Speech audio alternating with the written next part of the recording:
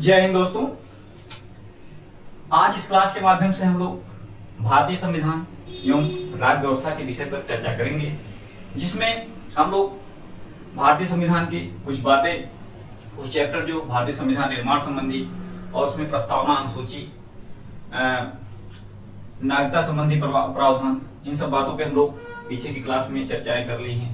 आज हम लोग भारतीय संविधान की जो हम लोग की क्लास कंटिन्यू है, भाग तीन में जो हमारे फंडामेंटल राइट्स यानी हमारे मूल अधिकार आर्टिकल 12 से लेकर 35 में निहित हैं, उन्हीं पे हम लोग की चर्चा होगी, जिसमें हमने पीछे वाली क्लास में आर्टिकल 12, आर्टिकल 13 में क्या है, इसमें हमने इस विषय पर हमने बातें पीछे कर ली थी। आज हम लोग की बातें जो है जो आर्टिकल 14 से लेकर आर्टिकल 35 तक जो बचा हुआ आर्टिकल है, उनमें से कुछ आर्टिकल पे हम लोग की चर्चा होगी।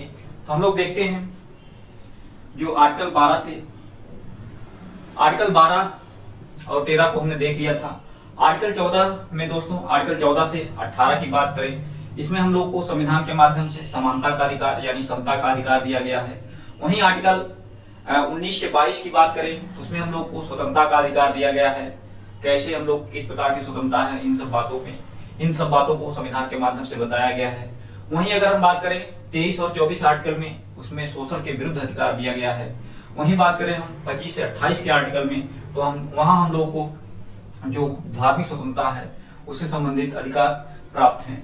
बात करें हम लोग एक 31 का की 31 आर्टिकल 31 जो है, आर्टिकल 31 को निश्चित कर उसको जो हम लोग का पहले मूल अधिकार हुआ करता था, संपत्ति का अधिकार मूल अधिकार हुआ करता था, वर्तमान में इसको कानूनी अधिकार 300 का के अंतर्गत बना दिया गया है, आर्टिकल 300 का के अंतर्गत। वहीं अगर 32 की बात करें, संवैधानिक उपचारों का अधिकार निहित है, जिसमें डॉक्टर अम्बेडकर जी के कृत्यों का उल्लेख किया गया है। तो आइए देखते हैं हम लोग क्या मूल अधिकार, मूल अधिकार भाग 3।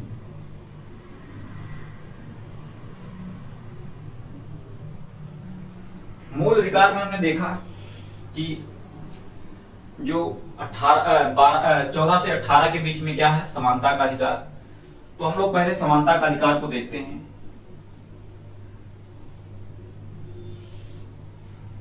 समानता का अधिकार या समता का अधिकार कर सकते हैं, समानता या समता का अधिकार।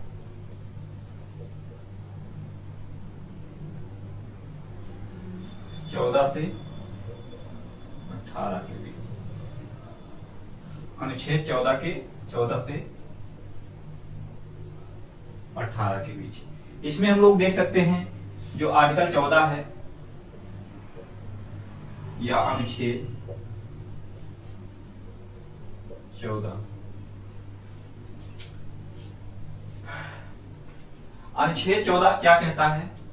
अनुच्छेद 14 दोस्तों, आर्टिकल 14 जो यह बातें कहता है कि जो यह एक वैधानिक अधिकार है, यह एक 14 में जो बातें निहित है एक वैधानिक अधिकार है। यह भारतीय नागरिक व विदेशी नागरिक दोनों को यह प्राप्त है। भारतीय नागरिक व विदेशी नागरिक दोनों को प्राप्त है। एक बार पुनः हम लोग एक बार चर्चा कर लेते हैं कौन कौन से आर्टिकल भारतीय नागरिक और कौन कौन से आर्टिकल विदेशी नागरिक को प्राप्त है। बात करें हम लोग जो 15 है, आर्टिकल 15, 16, 19, 29, 30, यह आर्टिकल सिर्फ भारतीय नागरिक को प्राप्त है। और इसके अलावा जो है 14, 20, 21, 21A, 21A, 22, 23, 24, 25, 26, 27, 28, 28 तक, सॉरी, ये जो 14, 20, 21, 21A, 22, 23, 24, 25, 26, 27 जो आर्टिकल हैं ये भारत के नागरिक और विदेश के नागरिक दोनों को प्राप्त हैं। तो इनका तात्पर्य क्या होगा, इनसे बातें क्या निकल के आएंगी, इसको हम लोग देखते हैं। जो आर्टिकल 14 है इसमें कहता है जो भारत में कानून है, वह जो भारत में कानून है वह जिस तरह भारत के नागरिकों के ऊपर लागू होगा कोई अपराध करने पर, उसी तरह विदेश के नागरिकों को भी ऊपर लागू होगा। अगर विदेश के नागरिक कोई आ रहा है यहाँ पे भारतीय कानून का उल्लंघन कर रहा है तो सेम जैसे यहाँ के नागरिकों को जो है दंड दिया जाएगा, उसी तरह विदेश के नागरिकों को भी दंड दिया जाएगा। तो जो आर्टिकल 14 है इसमें यह बातें निहित हैं। इसमें दो बातें और निकल के आती हैं।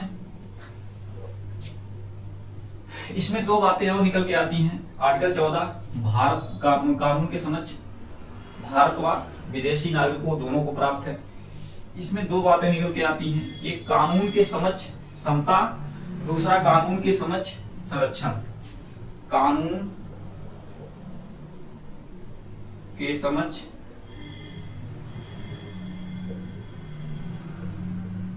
समता, दूसरा है कानून के समक्ष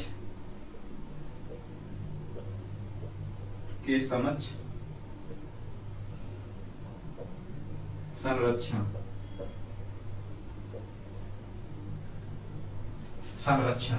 आइए समझते हैं कानून के समक्ष समता जो है उसमें हमने पीछे जो देखा है कि इसमें बताया गया है कानून के समक्ष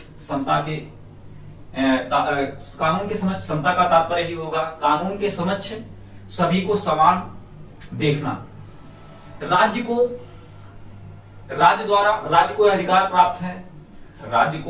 यह अधिकार प्राप्त है कि वह जाति, धर्म, लिंग या जन्म स्थान के आधार पर किसी के साथ कानून के समान जो कानून है उसके समक्ष जो है किसी प्रकार का भेदभाव नहीं किया जाएगा, चाहे उसका पद व स्थिति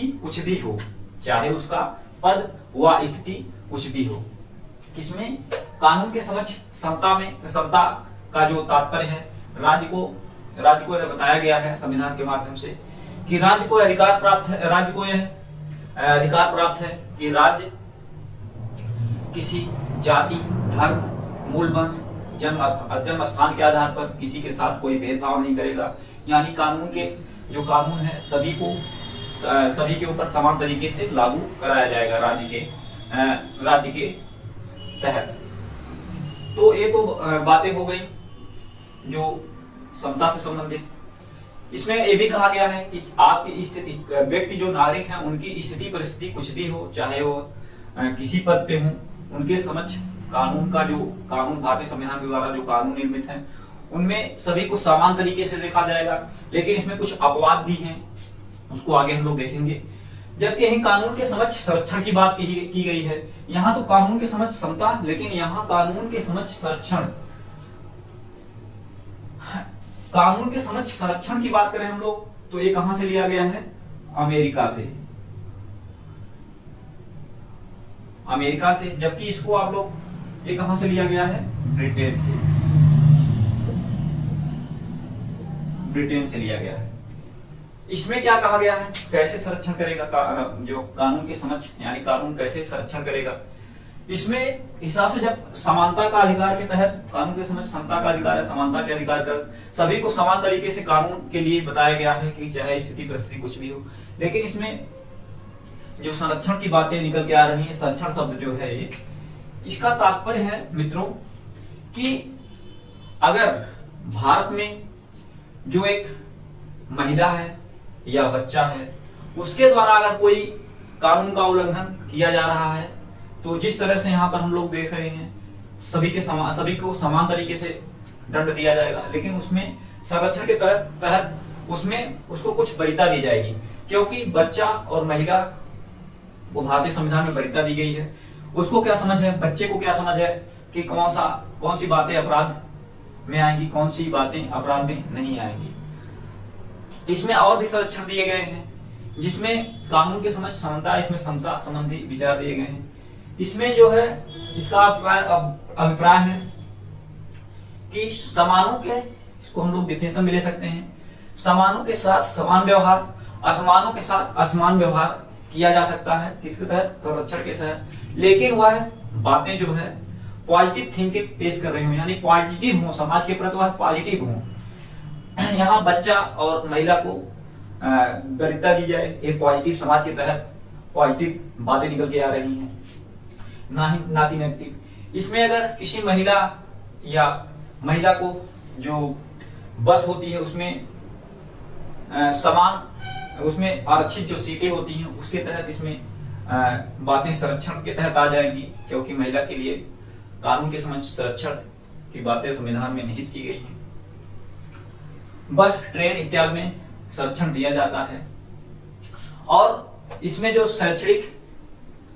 शैक्षणिक और जो पिछड़े लोग हैं, जो गरीब लोग हैं, उनके लिए जो पढ़ाई में जो है, पढ़ाई के लिए भेदभाव किया जा सकता है, यानी उनके लिए कुछ संरक्षण दिए जा सकते हैं। किसके तहत, कानून के समक्ष संरक्षण के तहत, यानी कानून के समक्ष संरक्षण के तहत युक्तायुक्त भेदभाव किया जा सकता है जो सामाजिक दृष्टि से सकारात्मक हो, ना कि नकारात्मक।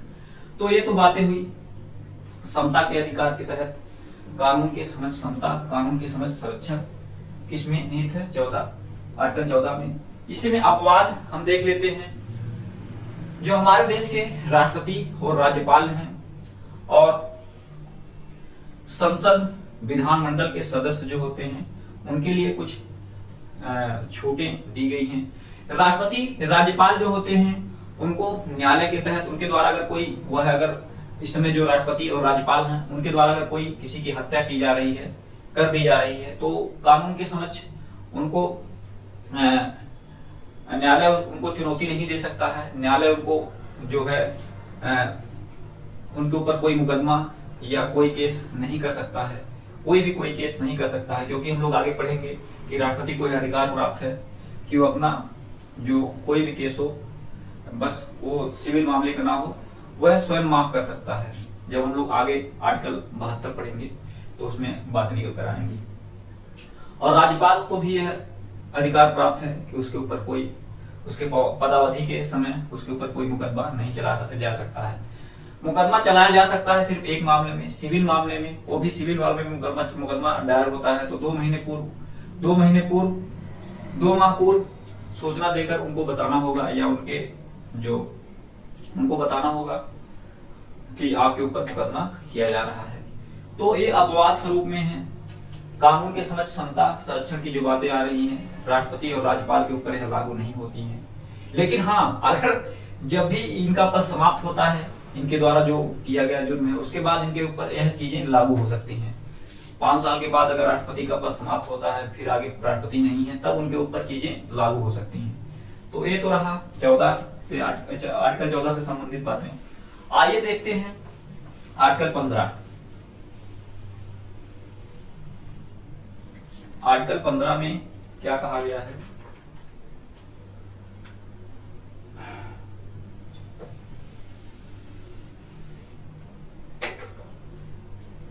आर्टिकल 15 में दोस्तों भेदभाव का प्रतिषेध किया गया है। भेदभाव का प्रतिषेध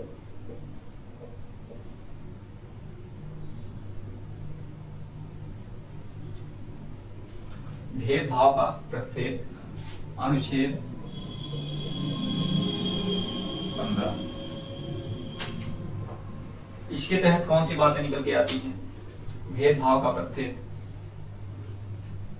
इसके द्वारा, इसके तहत जाति, धर्म, मूल वंश या जन्म स्थान के आधार पर, जाति, धर्म, मूल वंश, जन्म स्थान के आधार पर राज्य को यह अधिकार प्राप्त नहीं है कि उसके साथ नागरिक, जो भारत के नागरिक हैं, उसके साथ कोई भेदभाव करे।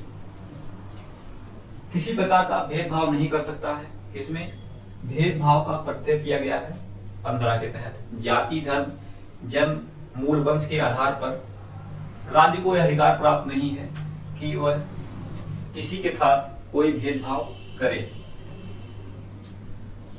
वहीं अगर हम बात कर लें 15 में बात, यहीं अगर 15(2) की बात कर लें, इसमें कुछ खंड भी दिए गए हैं जो इंपॉर्टेंट खंड है उनको हम लोग लेते चलेंगे। इसमें भी कहा गया है कि राज्य को अधिकार प्राप्त नहीं है कि वह जाति, धर्म, मूल वंश, जन्म स्थान के आधार पर, या व्यक्ति को भी यह अधिकार प्राप्त नहीं है कि वह इन सब बातों को लेकर किसी के साथ कोई भेदभाव करे। जैसे कोई व्यक्ति अगर मॉल में जा रहा है, सार्वजनिक होटल में जा रहा है, सार्वजनिक स्थल पे जा रहा है, मॉल, सार्वजनिक होटल, सार्वजनिक स्थल, सिनेमा घर इत्यादि में अगर जा रहा है 15(2) के तहत, मॉल, होटल, सिनेमा घर, सार्वजनिक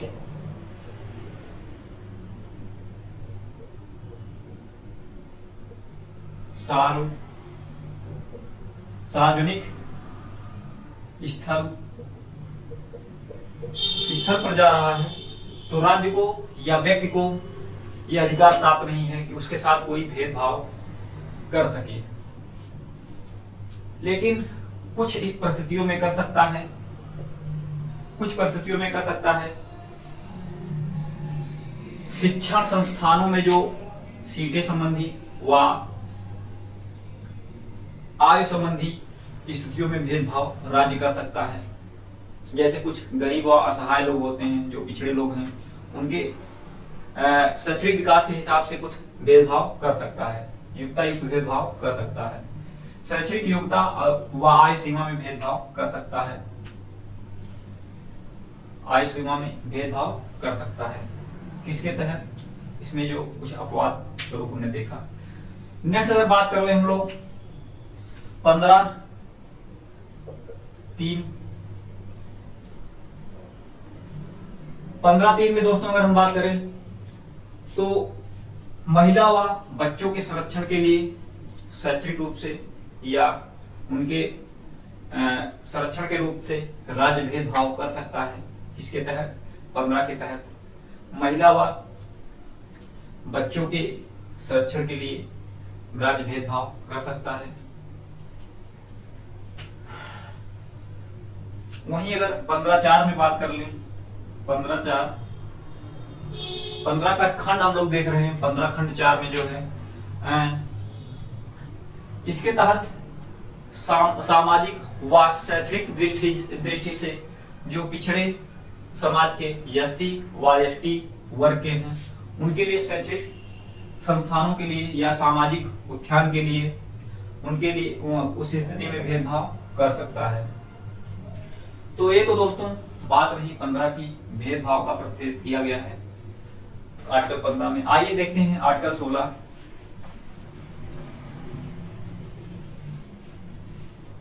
आर्टिकल 16 की बात कर रहे हैं। लोक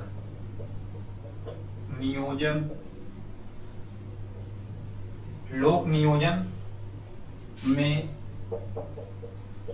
अवसर की समानता।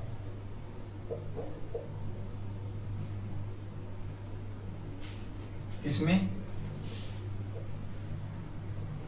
आरटी अनुच्छेद 16 में लोक नियोजन में अवसर की समानता।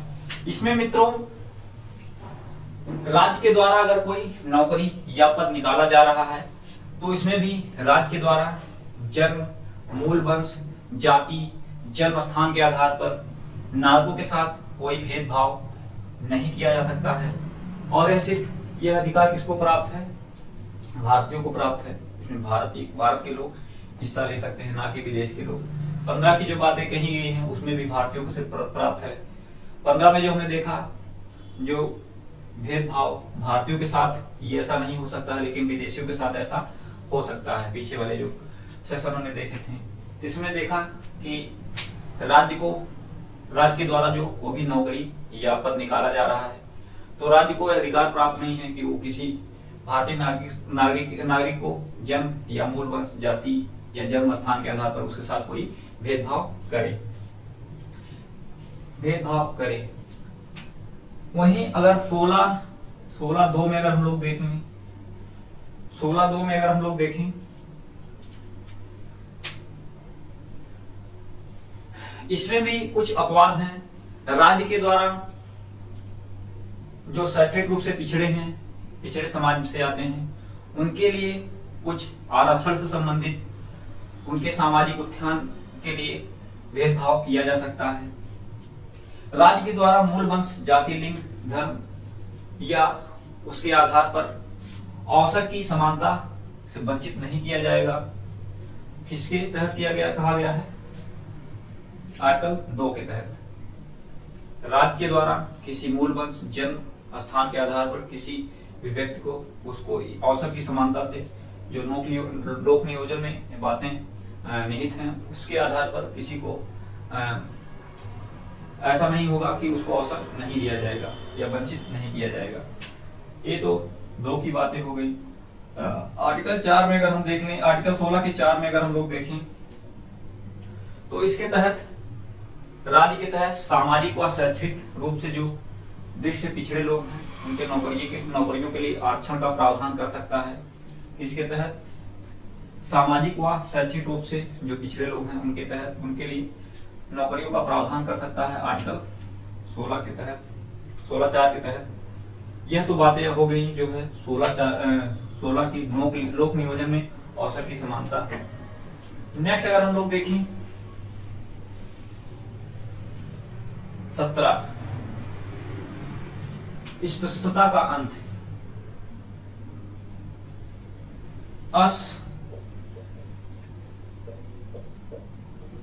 का अंत, अनुच्छेद 17 बहुत ही इंपॉर्टेंट आर्टिकल है। यहां से बार बार क्वेश्चन बनते हैं। यह एक बिना अपवाद का आर्टिकल है, अस्पृश्यता का अंत दोस्तों।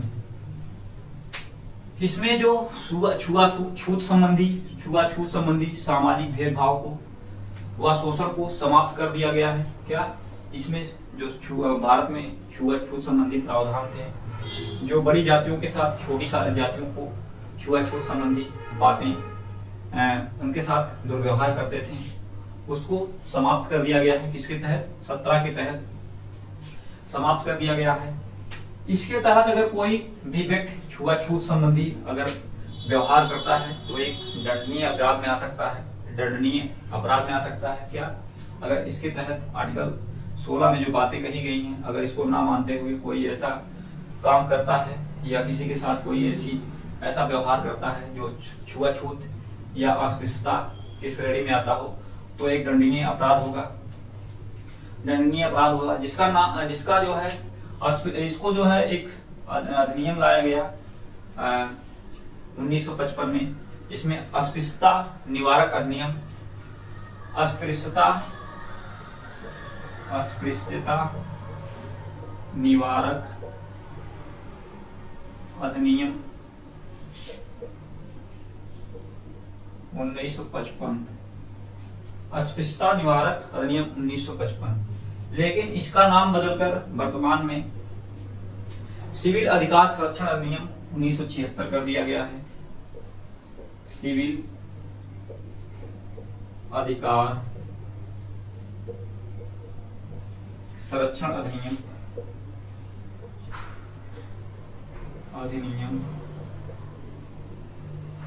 1976 कर दिया गया है। इसके अंतर्गत दोस्तों, अगर किसी व्यक्ति के द्वारा जातीय आधार पर अपमान या सार्वजनिक स्थानों पर किसी का अपमान या छुआछूत संबंधी कोई भाषण या छुआछूत संबंधी कोई सामाजिक कार्यों में उनका अपमान किया जा रहा है, तो यह दंडनीय अपराध में आएगा। अगर किसी बड़ी जात के द्वारा छोटे जात पर ऐसा किया जा रहा है तो एक दंडनीय अपराध में आएगा, जिसमें जिसमें हम लोग देख सकते हैं ये है अस्पृश्यता संबंधी बातें। यहाँ से सीधे क्वेश्चन पूछता है कि अस्पृश्यता किस आर्टिकल में है, कभी कभी अधिनियम अगर पूछ लेगा। तो सामने हमने देखा 1955 अस्पृश्यता निवारण अधिनियम 1955, अस्पृश्यता सिविल अधिकार अधिनियम संरक्षण 1976। आइए देखते हैं आर्टिकल 18 क्या है। आर्टिकल 18 में उपाधियों का अंत, उपाधियों का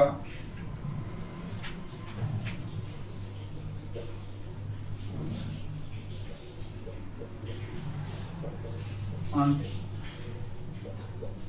अनुच्छेद 18। उपाधियों का अंत से तात्पर्य क्या है? इसमें दोस्तों यह प्रावधान किया है कि राज्य के द्वारा शैक्षिक, शिक्षा व सैनिक उपाधियों को छोड़कर राज्य के द्वारा और कोई उपाधि किसी को नहीं दी जाएगी। क्या? शिक्षा और शैक्षणिक दृष्टि से जो सम्मान होते हैं वह सैनिकों को जो सम्मान दिए जाते हैं, उसके अलावा कोई भी उपाधि किसी को नहीं दी जाएगी। किसके तहत? आर्टिकल 18 के तहत। अगर कोई विदेशी यहाँ पर भारत में कार्यरत है संवैधानिक दृष्टि से, वो भी किसी पड़ोसी राज्य से या किसी से तब तक उपाधि नहीं ले सकता है जब तक कि वह राष्ट्रपति से अनुमति न प्राप्त कर ले, तब तक वह उपाधि नहीं ले सकता है। उपाधियों का तात्पर्य है दोस्तों कि उपाधि, अगर आप उपाधि जो उपाधि दी भी जा रही है, जैसे भारत रत्न है, पद्म भूषण है इत्यादि जो उपाधि दी जाती है, उसको आप अपने नाम के सामने, अपने नाम के आगे या पीछे नहीं लगा सकते हैं, क्योंकि इससे जो भारतीय संविधान में हम लोग जो आर्टिकल पढ़ रहे हैं, जो जिसमें समानता का अधिकार पढ़ रहे हैं, इसमें समान तरीके से नागरिकों को देखना है, किसी को ना ही नीचा ना ही ऊंचा। इस तौर पर संविधान वरीयता दिया है नागरिकों को कि किसी के साथ कोई भेदभाव ना हो। पहले होता था कि जो थोड़ा सा व्यक्ति बड़ा होता था तो उनको उनके पदावधि, जैसे राजा साहब, कोई गांव का बड़ा व्यक्ति है, फलाने साहब, थोड़ा सा ठीक ठाक पोजीशन है साहब, ये साहब, वो साहब, राजा साहब, या मतलब तमाम तरह की उपाधि पहले दी जाती थी। तो उसमें जो और छोटे लोग थे उनके मनोविचार में एक दबिश महसूस होती थी, जिससे उनके मानसिक विकास व शैक्षणिक विकास में उस तरह के मनोवैज्ञानिक दबाव महसूस होते थे। तो संविधान द्वारा प्रदत्त अधिकार सभी के लिए बनाए गए, सभी के लिए बनाए गए। स्वीकार नहीं करेगा अगर विदेशी व्यक्ति को किसी देश के द्वारा या राज्य के द्वारा कोई उपाधि या पुरस्कार मिल रहा है, वो उपाधि मिल रही है, तो वह राष्ट्रपति से पहले अनुमति लेगा। तो ये तो बातें रही उपाधियों का अंत से संबंधित, यानी किसी प्रकार की उपाधि कोई नहीं ले सकता है, बस शैक्षिक शिक्षा से संबंधित और सैनिक से संबंधित के अलावा। उसके अलावा अगर कोई लेना चाह रहा है तो पहले राष्ट्रपति से अनुमति लेगा। तो दोस्तों, इस प्रकार हम लोग समता के अधिकार यानी समानता के अधिकार को जो आर्टिकल 14 में हमने देखा, विधि के समक्ष विधि के समक्ष समान संरक्षण, समान विधि के समक्ष समानता का अधिकार या समान संरक्षण, कानून के समक्ष समता या कानून के समक्ष संरक्षण के संबंधित आर्टिकल 14 में हमने देखा कौन कौन सी बातें रही। वहीं 15 में हमने देखा भेदभाव रहित व्यवस्था, यानी जाति, धर्म, लिंग या स्थान के आधार पर राज्य के द्वारा कोई भेदभाव नहीं किया जाएगा। वहीं 16 में हमने देखा लोक नियोजन संबंधी प्रावधान, यानी राज्य के द्वारा जो भी नौकरी निकाली जा रही है वह किसी जाति, धर्म और मजहब के आधार पर उसमें किसी नागरिक के साथ कोई भेदभाव नहीं किया जाएगा, सभी को समान अवसर दिया जाएगा, सभी लोग फॉर्म भरें और सभी लोग अवसर की समानता के साथ अपना जो है जो पद है उस पे जो एग्जाम हो रहा है उसमें सब लोग बैठे। तो और हमने 16-17 में अस्पृश्यता का अंत देखा, किस तरह अस्पृश्यता का अंत, उसमें जो अस्पृश्यता निवारण अधिनियम 1955 और जो बदल कर किया गया जो 1976 में बदल कर दिया गया, उसको सिविल अधिकार संरक्षण अधिनियम कर दिया गया। तो 18 में अगले 18 आर्टिकल में क्या देखा, उपाधियों का अंत देखा, उपाधियों का अंत किस तरह होता है। तो इसी तरह दोस्तों हमने जो समता का अधिकार यानी समानता का अधिकार से संबंधित जो आर्टिकल है उसको कंप्लीट कर लिए। नेक्स्ट हम लोग देखेंगे स्वतंत्रता का अधिकार, जिसमें 19, 20, 21, 22 जो आर्टिकल है स्वतंत्रता से संबंधित, उसको हम देखेंगे। बहुत ही इंपॉर्टेंट आर्टिकल जो ये है स्वतंत्रता अधिकार संबंधित, जो हमको स्वतंत्रता मिली है, इसको आप लोग अगले वीडियो में हम इसकी चर्चा करेंगे। तो मिलते हैं नेक्स्ट वीडियो में। आज के लिए बहुत बहुत धन्यवाद।